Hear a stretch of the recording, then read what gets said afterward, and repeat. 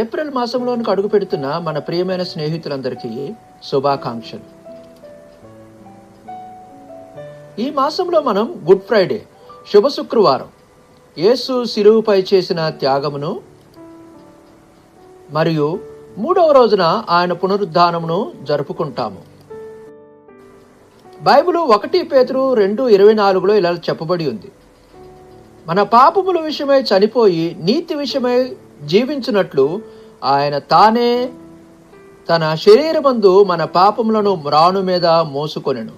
ఆయన పొందిన గాయముల చేత మీరు స్వస్థత నొందితిరి.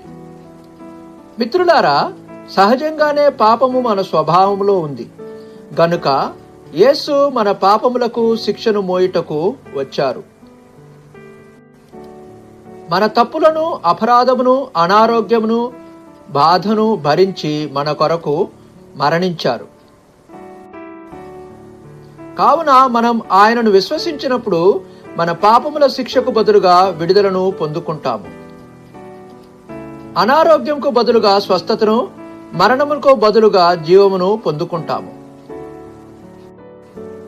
3వ రోజున ఆయన సజీవంగా తిరిగి లేచాడు, మరణంపై విజయం సాధించాడు.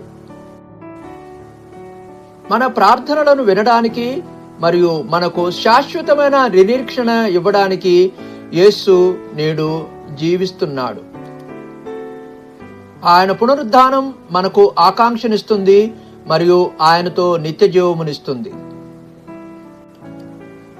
ఆయన అందించే నిత్య జీవము ఆయనను విశ్వసించే ప్రతి ఒక్కరికి లభిస్తుంది.